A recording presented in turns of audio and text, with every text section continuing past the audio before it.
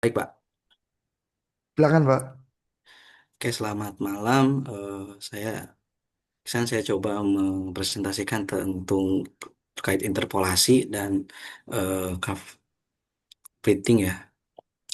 Jadi untuk presentasi ini, untuk outline-nya saya coba bahas untuk perbedaan antara interpolasi dengan curve fitting, kemudian bahas juga untuk Laguerre metodenya seperti apa, Newton method, kemudian Lefel method seperti apa, cubic spline, dan yang terakhir mungkin demonstration dari codingnya ya. Nah, untuk interpolasi perbedaan dengan curve fitting sebagaimana kita lihat pada gambar. Jadi untuk interpolasi ini gampangannya kita tuh punya suatu data yang cukup akurat. Kita asumsikan itu datanya akurat sehingga untuk si garisnya itu kurvanya itu dia akan selalu mengikuti datanya gitu kan ya. Dan untuk si datanya apa kurvanya itu berbentuknya juga unik gitu kan ya. Dibandingkan kalau misalkan kita compare dengan curve fitting, dia itu eh, menyadari bahwasanya datanya itu memiliki noise atau bisa dibilang itu ada scatter gitu kan ya. Dan untuk kurvanya pun di sini tidak tepat melewati data-data yang ada, tapi ini sebenarnya lebih ke mendekati gitu ya, mendekati dari datanya itu sendiri gitu kan. Sebenarnya untuk curve fitting ini lebih cocoknya juga untuk bisa dipakai untuk metode dari prediksi atau regresi gitu kan ya. Itu aja sih untuk interpolasi. Jadi kalau judulnya interpolasi dan curve fitting sebenarnya untuk curve fittingnya di sini tidak akan terlalu saya bahas lebih jauh sih Pak. Itu kemudian saya coba bahas lagi untuk Lagrange method. Jadi Lagrange method ini interpolasi atau untuk mencari polinomial ini sebenarnya konsepnya itu lebih sederhana gitu ya. Dan cocok juga untuk Lagrange method ini untuk suatu data atau misalkan data setnya itu yang cukup kecil gitu kan ya. Kemudian si Lagrange method itu juga bisa digunakan untuk mencari gradien antar titik. Namun di eh, pada Lagrange method itu agak kurang cocok gitu kalau misalkan kita memakai atau mempunyai dataset yang lebih besar gitu kan ya. Itu. Kemudian karena apa? Karena perhitungannya itu nanti akan menjadi lebih kompleks jika kita memiliki jumlah titik data yang banyak gitu kan ya. Kemudian ini bentuk persamaannya yang didapatkan dari Q Salas dan ini nanti untuk turunannya nanti seperti ini. Nanti coba di slide selanjutnya, ya ini untuk contoh perhitungannya. Jadi untuk contoh perhitungannya, misalkan ini kita mempunyai data, gitu kan, atau misalkan titik X dan Y, untuk X0, Y0, kemudian X1, Y1, dan kemudian X2 dan Y2, maka bagaimana sih kita mencari nilai Y jika X-nya itu sama dengan satu. Nah, dengan di slide sebelumnya, kita sudah dapat dapat punya persamaannya untuk menghitungnya. Jadi kita masukin aja angkanya di sini, sehingga misalkan katakanlah kita mempunyai angka value L0 didapatkan angkanya 13 dan perhitungan itu sama juga untuk berlaku untuk L1 dan L2 gitu kan. Nah, setelah kita bisa mendapatkan value untuk L0, L1 dan L2, kita masukkan juga untuk mencari nilai Y-nya. Di mana untuk nilai Y-nya itu Y0 L kali L0 tambah Y1 kali L1 tambah Y2 kali L2. Nah, nanti value ini Y0 itu akan dikalikan dengan 7 karena Y0-nya 7, kemudian 11 itu akan dikalikan dengan 1, kan value 11. Kemudian untuk 28 akan dikalikan minus 1/3 gitu kan. Jadi minus 28/3 sehingga kita mendapatkan value untuk X sama dengan 1, maka Y-nya itu angkanya 4 gitu kan ya.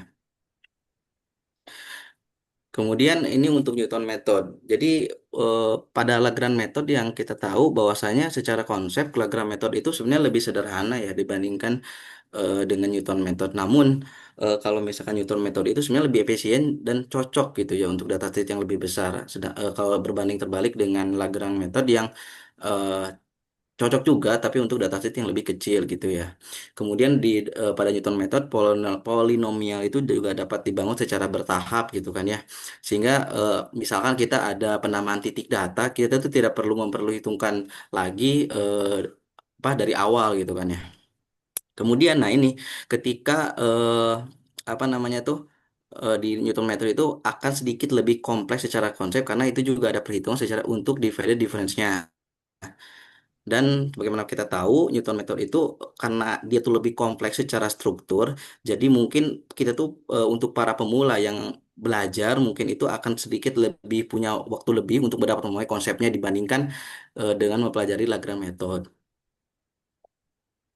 Nah, untuk Newton method ini bagaimana sih kita mendapatkan interpolasi nomial Newton secara eksplisit dari data yang sudah ditabulasi? Nah, jawabannya itu menggunakan metode selisih terbagi atau divided difference untuk menghitung koefisien polinomialnya.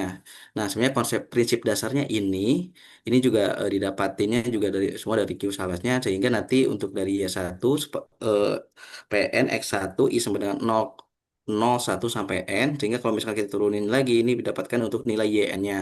Nah, ini adalah satu apa persamaan untuk divided difference-nya. Nanti kita akan punya value-value untuk N X0, Y0 dan seterusnya. Kemudian, nah ini lanjut untuk Nevel method. Jadi kalau kita tahu bahwasanya untuk Newton method kita tuh punya dua cara gitu atau langkah untuk komputasi gitu. Yang pertama tuh menghitung koefisien untuk polinomialnya yang menggunakan divided difference dan yang kedua menggunakan recurrence relation gitu kan ya. Nah, pertanyaannya apakah tetap efisien jika kalau misalkan kita hanya menginterpolasi satu titik saja menggunakan eh, Newton method? Nah, jawabannya secara metode sebenarnya bisa. Namun kalau jika kita ingin mendapatkan yang lebih efisien eh, karena misalkan lebih efisien karena kita hanya menginterpolasi satu titik data atau data yang hanya tersedia, kita bisa menggunakan Nefile method gitu kan ya. Dan di sini adalah beberapa notasi gitu. Apa, sorry, beberapa notasi metodenya kurang lebih persamaannya seperti ini. Jadi kalau kita bisa lihat ini seperti ada bertahap ya. Interpolasinya itu dibangun secara bertahap dari lini. Berarti setiapnya itu interpolasinya itu ya pakai sebelumnya.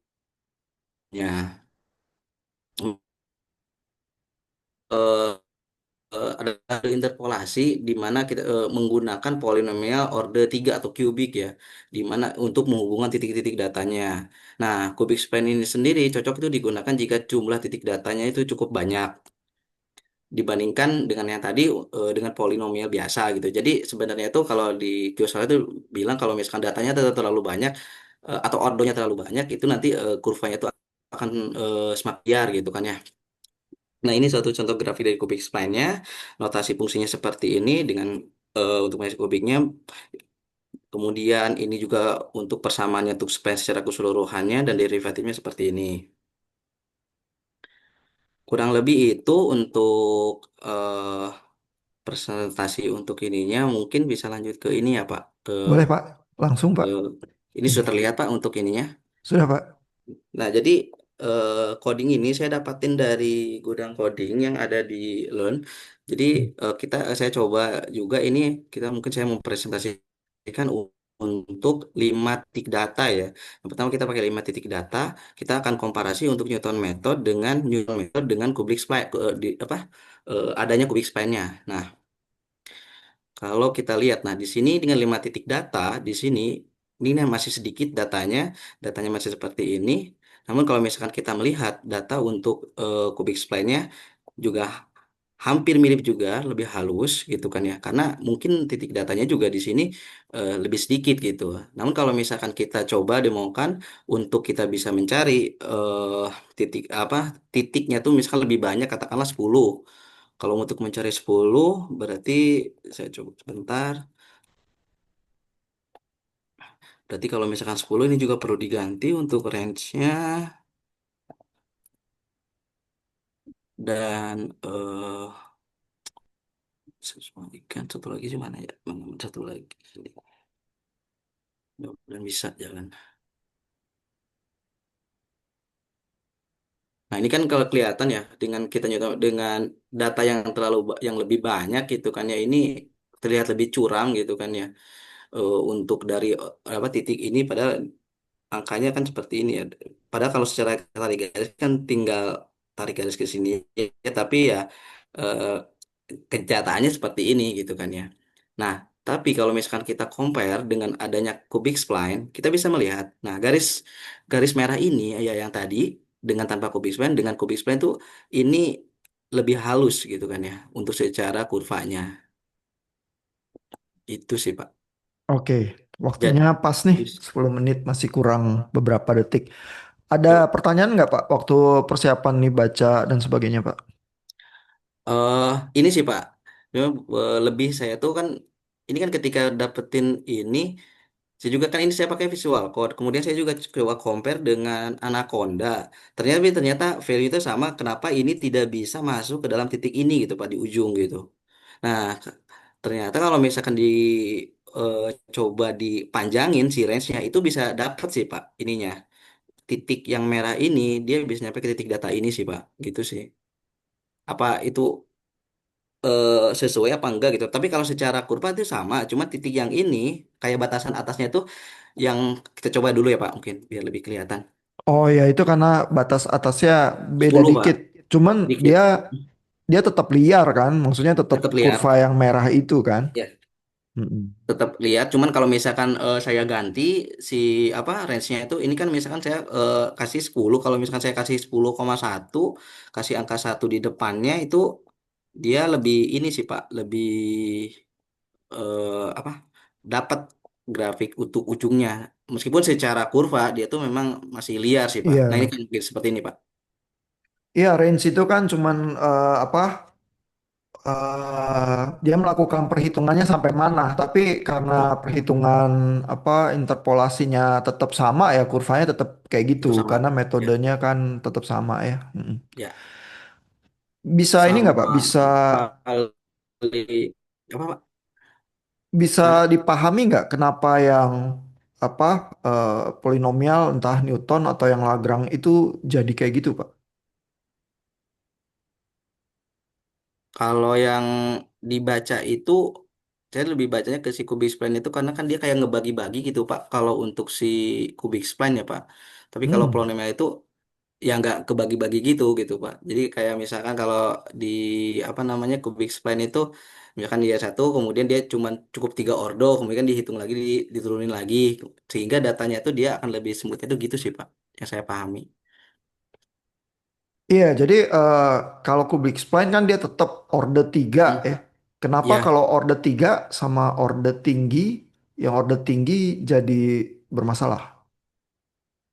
nah itu tuh juga pertanyaan ketika ada yang di Kuyosalas itu yang di paling ketika ordonya banyak tuh Pak, yang perlu lebih mungkin saya juga lebih pelajari ketika itu dikasih 12 ya Pak, dua belas Eh, 12 ini di mana depan sama ujungnya itu dia juga jelek gitu Pak, angka kurvanya itu sih Pak, yang juga salah satu pertanyaannya itu sih Pak. oh ya, tapi nggak belum bisa dipahami kenapa kalau polinomial orde tinggi dia jadi gitu ya. Ya, limitasinya itu yang perlu lebih saya pahami juga sih Pak, untuk Oke. limitasinya itunya Pak, itu sih Pak. Kalau menurut Q Salas paling tidak dia yang dia usulkan berapa titik, Pak? 4 atau 5 gitu Pak kalau nggak salah. Iya, iya. 6 sih ya. Oh 6 ya ini ya. Iya, iya. Karena kalau 6 titik orde polinomialnya harus berapa, Pak?